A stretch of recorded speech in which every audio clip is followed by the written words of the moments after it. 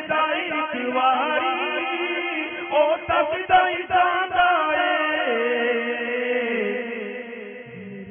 سن مرشد دا دیدار بڑا سونا جو نماز پڑھتا ہو اس کے برابر قرآن پاک پڑھنا جائز ہے یا نہیں؟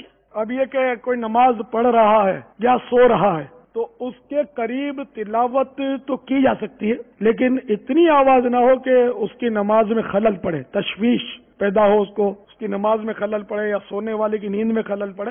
اگر نماز میں خلل پڑتی ہے، سونے والے کی نیند میں خلل پڑتی ہے، تو اب اس کو بلند آواز سے وہاں تلاوت کرنا ناجائز ہے، نہیں کر سکتا۔ ایسی آواز رکھے دھیمی کہ جس سے نماز پڑھنے والے کو تکلیف نہ ہو۔ خالی تلاوت کے لیے نہیں، ذکر و اذکار، درود و سلام، نعت شریف، سب کے لیے۔ سورۃ الملک وغیرہ جب پڑھنی ہو کہ سنتیں لوگ پڑھ رہے ہیں، نوافل پڑھ رہے ہیں اپنے، اس وقت زور سے نہ پڑھیں کہ مسجدیں نمازیوں کے لیے، عبادت کرنے والوں کے لیے تلاوت بے شک عبادت ہے، لیکن زور سے پڑھنا شرط نہیں ہے، تو آہستہ، بھلے سننے والے کچھ لوگ موجود ہیں بغیر مائک کے پڑھیں اور اتنی آواز سے پڑھیں کہ اس کو تشویش نہ ہو۔ اگر کوئی بیچ میں نفلیں پڑھنے کھڑا ہو چکا ہے، نفلیں وہ پڑھ رہا ہے، تو اب اس کا انتظار کر لیں، سلام پھیر لیں، پھر آپ شروع کریں۔ یہ تو دیکھو شرعی مسئلہ ہے۔ اب یہ اس مسئلے پر عمل ڈنڈا لے کر کروانا میرا کام نہیں ہے۔ ایسے نادانوں کے پلے میں پڑ گئی یہ چیزیں، بعض نادان کہ جو یہ باتیں سنتے نہیں میری، کیوں یار نمازیوں کو تکلیف دیتے ہو؟ کون سا ثواب کماؤ؟ الٹا گناہ ملے گا۔ اگر نمازیوں کو تشویش ہوتی ہے، آپ کو پتہ ہے کہ اتنی آواز ہو رہی ہے، نمازی نماز پڑھ رہے ہیں، حتیٰ کہ اگر آپ کی اذان کی مسجد برابر ہے اور مائک، اور آپ نے کسی کی بالکل بالکونی پر اگر آپ نے مائک لگا دیا ہے، وہ بیچارہ بولتا نہیں ہے لیکن کان پھاڑ آواز سے جب آپ نے اذان دینی ہے تو تکلیف تو ہوگی اس کو۔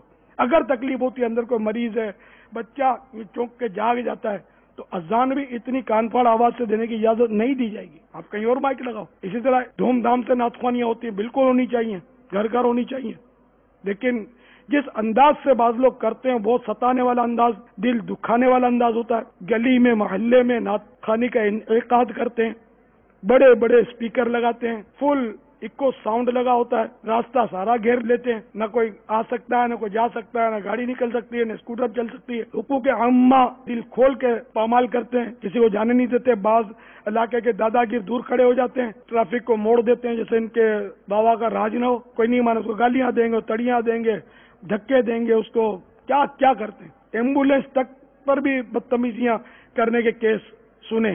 ایسا کرنے والے عاشقان رسول نہیں کہلاتے۔ اس طرح کرنے کی شریعت نے اجازت نہیں دی ہے کہ کسی مسلمان کو تکلیف ہو۔ نعت خوانی کرنی ہے تو گراؤنڈ میں جا کر، میدان اگر بڑی کریں گراؤنڈ میں کریں، کسی میدان میں جہاں مکانات نہ ہو تو فل اکو ساؤنڈ پہ کریں۔ اگر کوئی اجتماع ذکر و دعوت اسلامی والا بھی میں جو بتا رہا ہوں اس پر عمل نہیں کر رہا اور وہ اس طرح کر رہا، محلے والوں کو تکلیف دے رہا ہے، وہ بھی مجرم ہے، میں نہیں بچا سکوں گا اس کو، وہ بھی گناہ کرتا ہے۔ سر اتنی بڑی تحریک ہے، اب یہ کہ کون کہاں کیا کرتا ہے ہم الیکٹرانک میڈیا کے ذریعے سمجھاتے بھی رہتے ہیں، لیکن ہر فرد ہر بات سنتا ہو یہ تو ضروری نہیں ہے نا۔ تو جو بھی کرتا ہے غلط کرتا ہے، غلط ہے، صحیح کرتا ہے صحیح ہے، میں صحیح کرتا ہوں صحیح ہے، میں غلط کرتا ہوں غلط ہے، اصلاح ہونی چاہیے، میری بھی اصلاح کریں، ہر ایک کی ہم کو اصلاح کرنی چاہیے۔ ہم سب اللہ کی رضا چاہتے ہیں، اللہ کی رضا اڑی سے، تڑی سے، بے باکی سے اور اپنی الفاظ کے کھیل سے حاصل نہیں ہوتی۔ دل میں اخلاص ہو، نرمی، محبت، پیار، شفقت، اللہ تعالیٰ کو جو پسند ہے کیفیات، وہ اللہ کرے ہمارے دلوں میں آ جائیں۔ تو اس لیے جو بھی غلط طریقہ اختیار کرتے ہیں، مہربانی کر کے ان سے عرض کرتا ہوں توبہ کریں، آئندہ ایسا نہ کریں، آپ ہم سنیوں کو بدنام نہ کریں۔ اس سے لوگ پھر سنیوں کو برا بھلا بولتے ہیں، اس سے دور بھاگتے ہیں، ایسا نہ کریں، مان جائیں۔